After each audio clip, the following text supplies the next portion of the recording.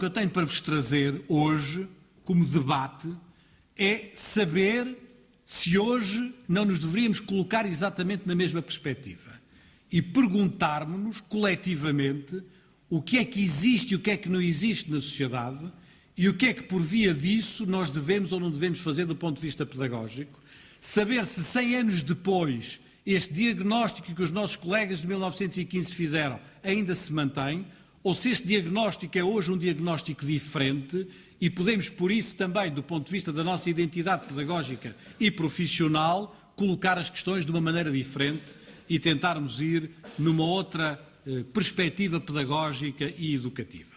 E é aqui que começam um bocadinho as provocações, com as quais vocês, alguns, não estarão de acordo, mas, enfim, tem esse objetivo mesmo. Não é? Vamos, então, um a um, percorrer estes 4 pontos, não é? Que é, o primeiro ponto é o ponto da educação integral. O que conduziu a educação integral, eu tenho vindo a dizê-lo em alguns dos meus estudos de há uns anos esta parte, a educação integral conduziu a que a escola assumiu, na minha opinião, um excesso de missões, não é? E foi trazendo para dentro da escola quase tudo o que não era possível resolver noutras instâncias sociais. E foi transformando a escola numa espécie de um saco onde cabe tudo, não é? E onde no final nós muitas vezes andamos perdidos do ponto de vista das prioridades, não é? Isso é muito nítido quando vocês conhecem, por exemplo, situações como eu tive a oportunidade de conhecer da realidade, por exemplo, da escola brasileira, não é? E da escola brasileira de certos meios, vocês percebem essa espécie de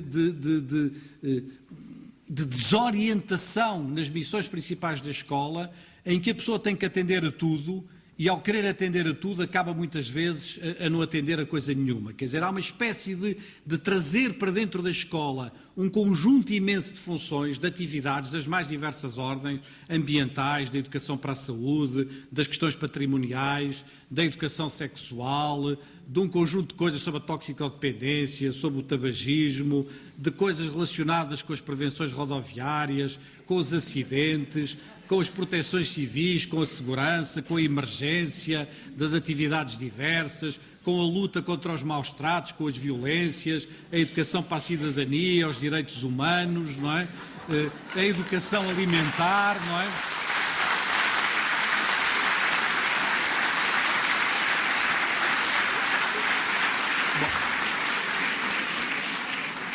E por aí adiante, não é? Bom, a questão é uma questão muito difícil de solucionar, porque nenhum de nós se atreve a dizer que uma destas coisas não é importante, não é? Nenhum de nós se atreve a dizer que as questões de educação alimentar, com os problemas de obesidade, etc., não são essenciais. Nenhum de nós se atreve a dizer que os maus-tratos e as violências não são essenciais. Nenhum de nós se atreve a dizer que o problema da gravidez na puberdade ou na adolescência não é um problema dramático, não é? Nenhum de nós se atreve a dizer isso. O grande problema é saber se nós conseguimos fazer isto tudo, não é? Quer dizer, isto é, se conseguimos fazer isto tudo, não é? E se não andamos muito perdidos no meio disto. Ora, o meu argumento hoje é que a sociedade hoje não é igual à sociedade de há 100 anos atrás. E que o diagnóstico do pouca sociedade de há 100 anos atrás não é possível fazer hoje. E é nesse exato sentido que eu tenho vindo a falar da ideia de um espaço público da educação. Isto é, da ideia de um espaço público da educação, que é um espaço mais amplo que o espaço da escola, que permita à escola, a expressão não é boa, a metáfora não é boa, mas é a única que eu encontro, que permita à escola talvez retrair-se um pouco, não é? Deixar de ser esta escola transbordante que eu aqui vos trouxe no slide anterior, a escola retrair-se um pouco, não é? Para que possa emergir este espaço público da educação, que é um espaço que hoje tem um nível de educação, um nível de alfabetização das famílias, um nível de cultura, um nível de instituições das mais diversas áreas, das mais diversas origens, quer dizer, onde há escolas, mas onde há muitos outros espaços da saúde, da cultura, das famílias, das igrejas, das associações locais, dos museus. Isto é, há hoje um conjunto, um enriquecimento da sociedade. Dir-me-ão, é verdade, mas não é verdade em todos os casos, eu sei. Há muitos casos onde isto não é verdade. Há muitos casos onde a situação é dramática e, provavelmente, nesses casos, a escola vai ter que continuar a assumir algumas funções que eventualmente não lhe pertenceriam, não é? Mas eu acho que há muitos outros casos onde a escola pode deixar de ser esta escola transbordante do espaço público da educação, que é, a meu ver, um espaço de responsabilidades. Enfim, a velha frase que alguns já me ouviram repetir também, dita pelo Albert Jacquard, um grande biólogo, um grande cientista: à escola o que é da escola, à sociedade o que é da sociedade. Isto é, a tentativa de acabarmos com esta ideia de uma educação excessiva, de um conceito de educação integral excessivo, para nos recentrarmos sobre determinadas coisas e tentarmos, deste modo, perceber melhor o que é a nossa missão, sem nos esquecermos que muitas vezes vamos continuar a ter que trabalhar em muitos setores, não é? Que são aqueles que criam as condições para que a criança possa ter um mínimo de situação de aprendizagem, de conforto e de capacidade de vida. Segunda provocação, o problema da criança no centro, não é? Quando olhamos para 1915 e olhamos para hoje, a ideia que eu tenho, pode ser partilhada ou não por muitos dos presentes, e que eu sei que não é verdade também em todas as situações. Eu reconheço que há situações em certas comunidades com mais dificuldades, onde este discurso pode ser perigoso e difícil, mas eu estou a tentar fazê-lo num sentido mais geral. Eu acho que se há alguma coisa que aconteceu no século XX foi que a criança passou a estar no centro de tudo, não é? De tudo, não é? Quer dizer, isto é, eu ontem fui jantar com um conjunto de amigos, porque tínhamos um conjunto de coisas importantes para tratar, e uma das pessoas, que não teve outra hipótese, lembrou-se de levar uma criancinha, não é? Quer dizer, acabou-se o jantar, quer dizer, isto é, não houve nem jantar, nem conversa, nem nada, porque a criancinha ocupou o palco a noite toda, não é? Por uma razão ou por outra, não é? A criança está hoje no centro de tudo. Está no centro das nossas preocupações familiares, e ainda bem. Está no centro das nossas preocupações sociais, e ainda bem. Está no centro da televisão, está no centro da publicidade, está no centro das atividades comerciais, está no centro de quase tudo, não é? E a mim às vezes apetece-me um bocadinho dizer, epá, deixem lá a criança em paz, não é? Quer dizer, isto é, retirem-na também um bocadinho do centro, não é? Deem-lhe um bocadinho de paz, não é? E tentem colocar no centro outras coisas, não é?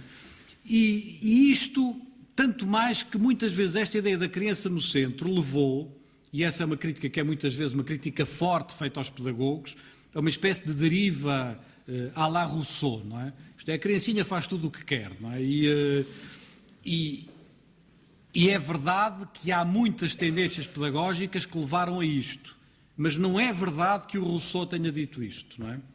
Eu vou-vos citar exatamente, palavra por palavra, o que é que o Rousseau escreveu sobre esta matéria, não é? Que me levaria, aliás, a poder dar várias conferências sobre isto, mas eu não vou dar, não é? Normalmente, quando nos criticam, o nos agora é uma coisa um bocado genérica, não é?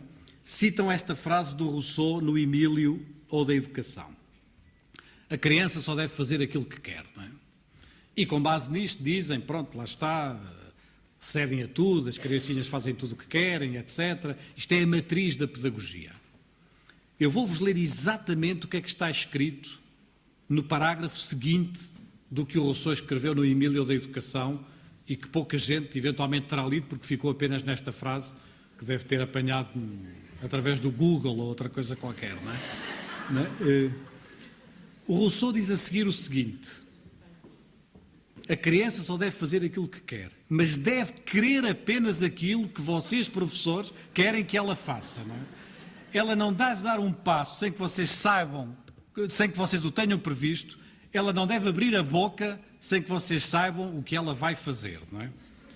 E remata assim o Rousseau: deixem que o vosso aluno acredite ser sempre ele o mestre, quando na verdade são sempre vocês que o são, não é?